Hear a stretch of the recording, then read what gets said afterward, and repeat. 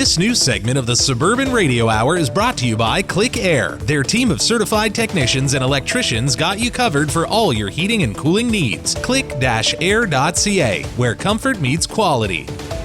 And good evening, Montreal. Beryl Wiseman, editor of the Suburban, with you on the Suburban Radio Hour with my good friends and colleagues, Anthony Bonaparte, features editor, Mark Lidbetter, sports editor, and all the news from the entertainment and society worlds with Mike Cohen. Before we get to our very special guest, pick up the paper because there's lots of news this week. We've Benoit Langevin, the great the champion of the homeless and the vulnerable, really slammed the Plante administration on another failure on our homeless plans after the Hotel Dieu facility just got wrecked. It just wasn't working.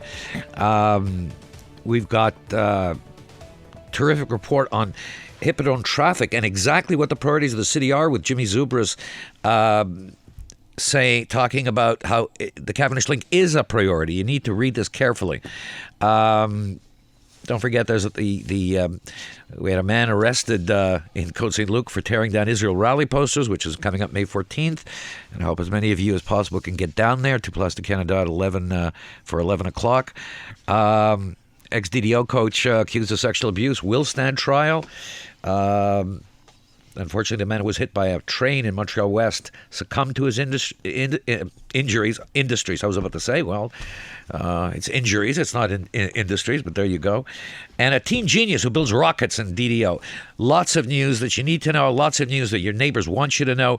But our front page story was about, again, the problem at Lachine Hospital, Lachine General, St. Joseph's, whatever you want to call it, which has been going through hell for about 18 months. First, they closed the ER, and doctors and nurses and community residences, some came to the point where they were offering money to reopen the ER. The ER got reopened, but not the ICU.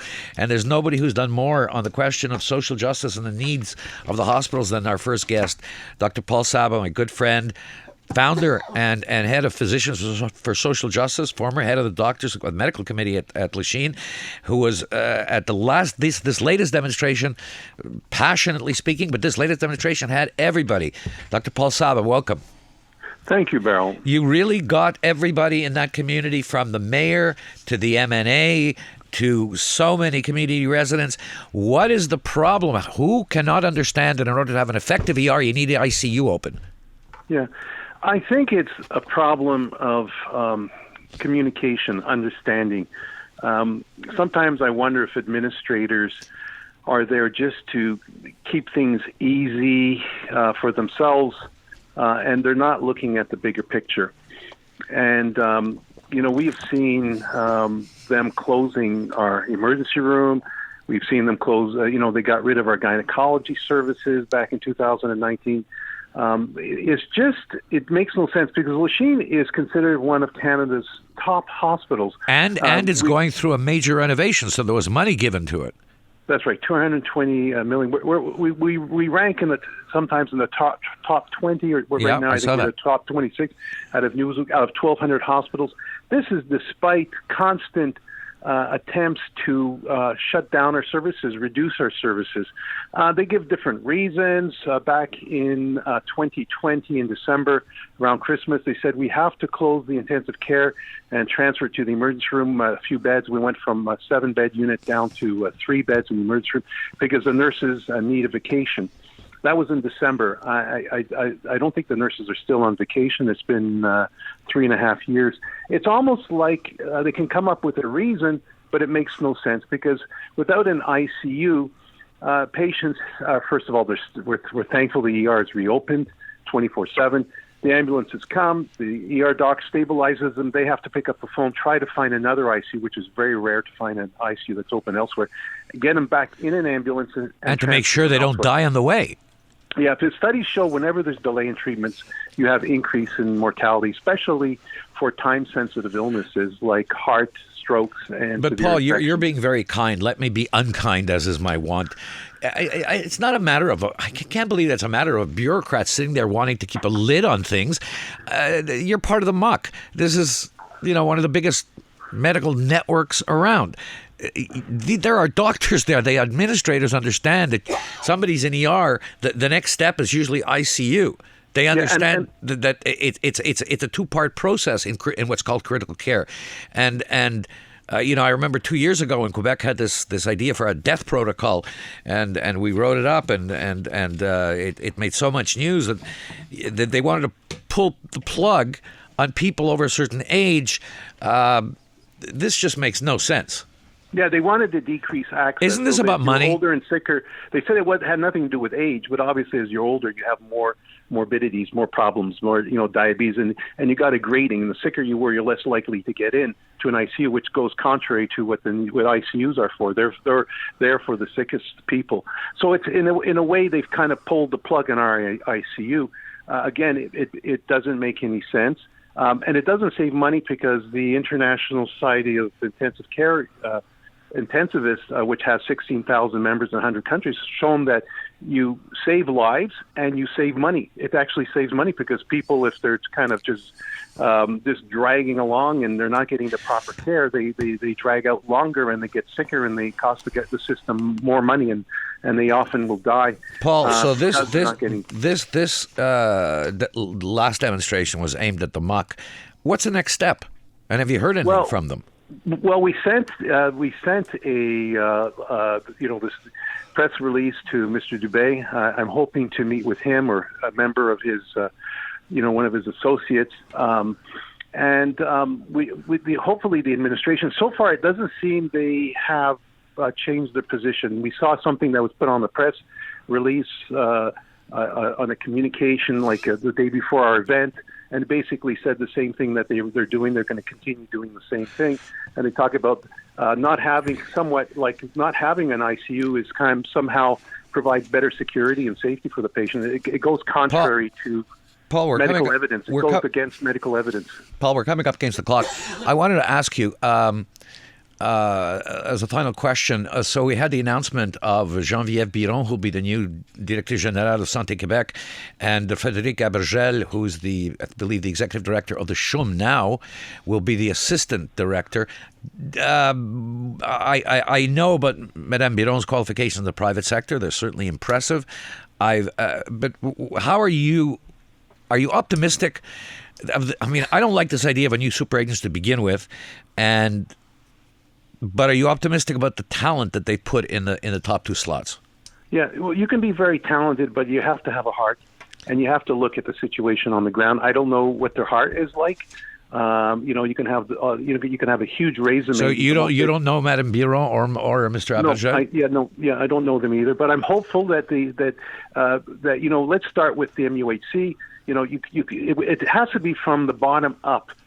We're not going to solve the problems from the top down. Have you been successful in getting a meeting with Lucia Pratny at the MUC? She's the head of it.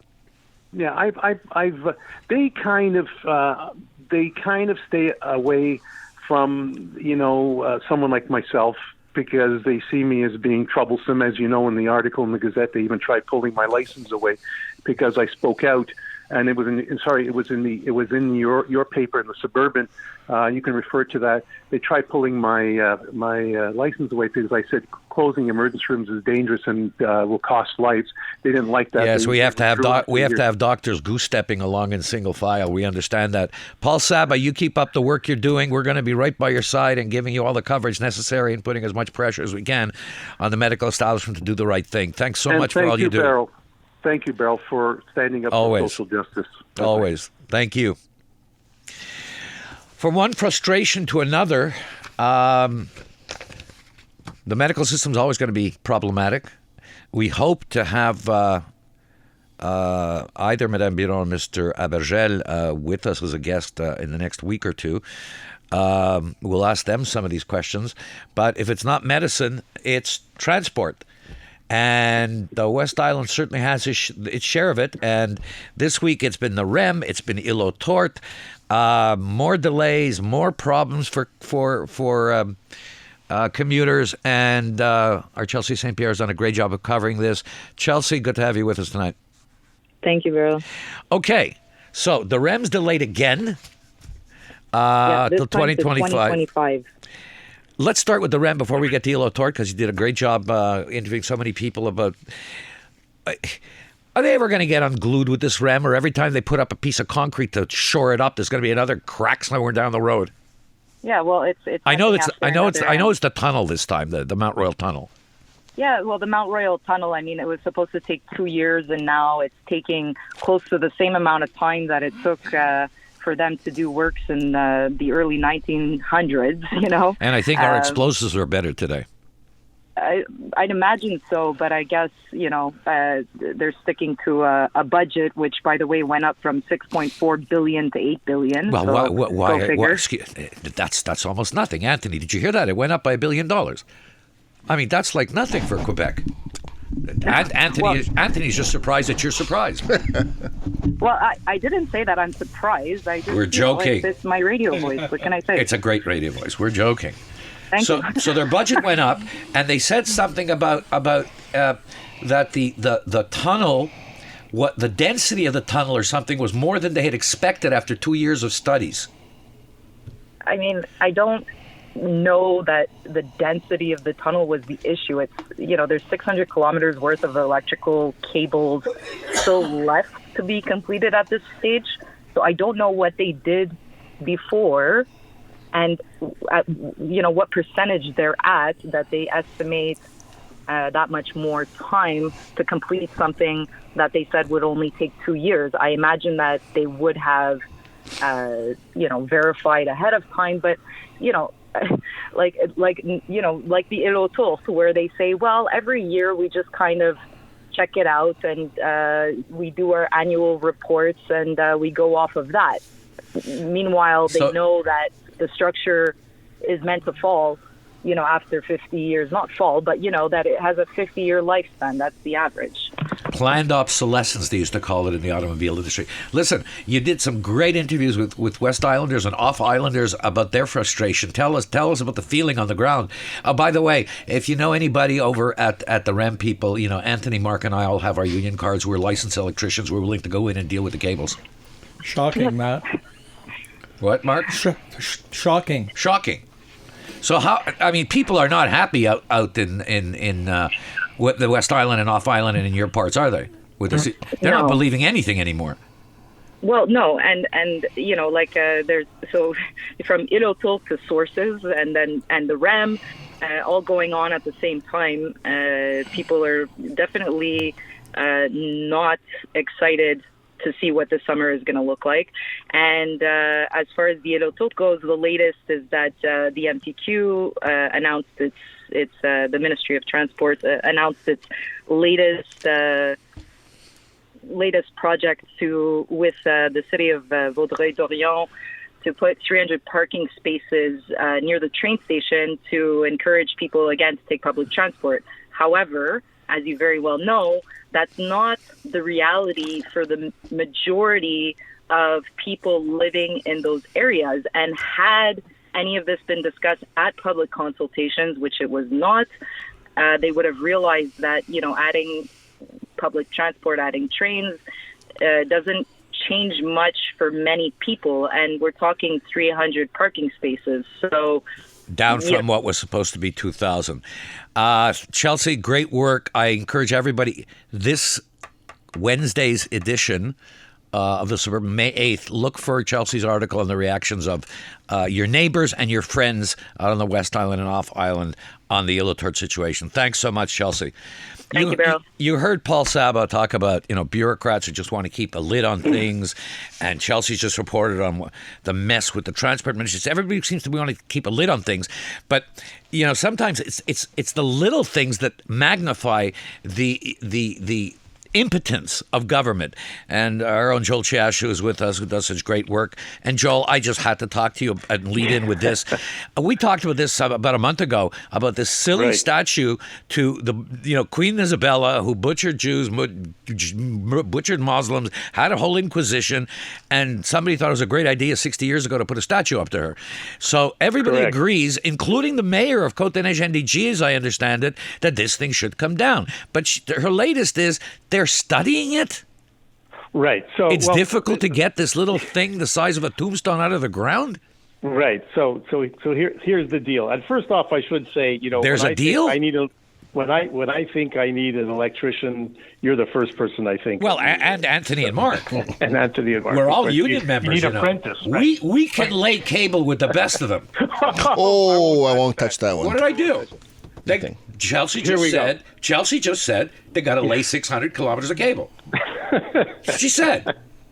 Okay, We'll you're fill talking you in about- later, never mind. Beryl. Yes, Okay, yes. Marco, you better cut that line out. I'll let me. We can fix. Stop saying the word lay. Please. saying laying We can, cable. we Family can, radio, We can fix. Wiseman. We can fix cable with the best of them. Yes, laying There pipe. you go. Okay, let's move on. You fix your cable. Okay. Okay, so So put here's in the fix deal. instead of lay. I got sensors here. Here's the deal. Yes, you are correct. In 1958, this stone is the size of your average headstone. Was dedicated to Queen Isabella as a gift to Montreal from Spain and 17 other countries. Which was ruled by Generalissimo Francisco Franco, the fascist who put down the Spanish Revolution, I might add. Correct. So this wonderful gift has been sitting at the northeast entrance of McDonald Park in Snowdon since 1958. Now, you are correct. Most people want it gone. This is the third time we've been talking about this. So the last update is the city councilor for the area, Sonny Moros, was tasked with getting the process going, and he was working in concert with the mayor's office. Now, a hiccup came along the way because the information provided by the mayor's office was incorrect. And what he discovered was this is not the borough's purview, and it has to pass through the city's heritage committee. Now, what that means is even if everybody is on the same page here about getting rid of this stone, it still has to pass through all the processes because it was a gift from Spain. And according to the mayor, you can't just go through such a gesture without going through the whole process. Oh, now my God. that caused a little bit of sniping at council because the mayor blamed the city councilor, and the city councilor responded that he was just working with her chief of staff. And in the end, she just said, "Well, all I really want to say is we need to work together," and they're promising to work on it. Joel So Chashu. that's Joel your update. Chashu. I'm just going to say one word on this. Oi. And the next time we talk about this is when the stone is gone. We're very tight with the clock, but I wanted to get to your report that the city of Montreal is going to give more accountability and transparency on its financial Yes. reports. Aren't they supposed to do that anyway? Like, isn't that part of their job? Well, you'd think. You'd think? Well, currently, the city this year is going to be spending about $6 Anthony billion. waits for these financial reports. Well, here you go, Anthony. The $6.8 billion operating budget this year. And the city produces many financial reports throughout the year, but they're not all made public, and city council doesn't have access to them. How's that Currently, possible? there's It's only public two. information. Currently, there's only two that are made public. There's Excellent. one that's the year before, the report on the year before, and there's one that forecasts how they're doing in the current year. Now, the opposition thinks they can do better. They wanted quarterly reports.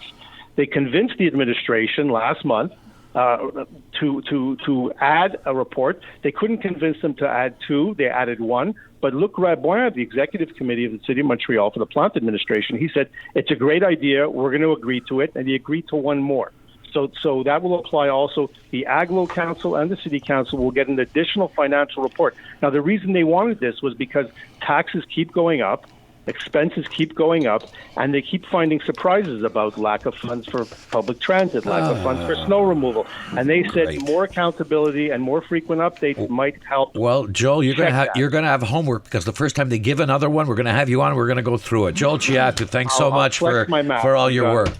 All right. Hey, I have a switch that needs to be repaired. So Well, we'll be over. Slot me in. But it's triple overtime okay, because no there's problem. three of us. We check won't the mail. make light of the situation. Oh, here we go. Light of the situation. Bye, guys.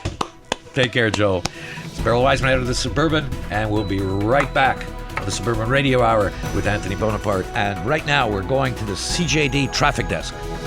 This news segment of the Suburban Radio Hour is brought to you by Click Air. Their team of certified technicians and electricians got you covered for all your heating and cooling needs. Click-air.ca, where comfort meets quality.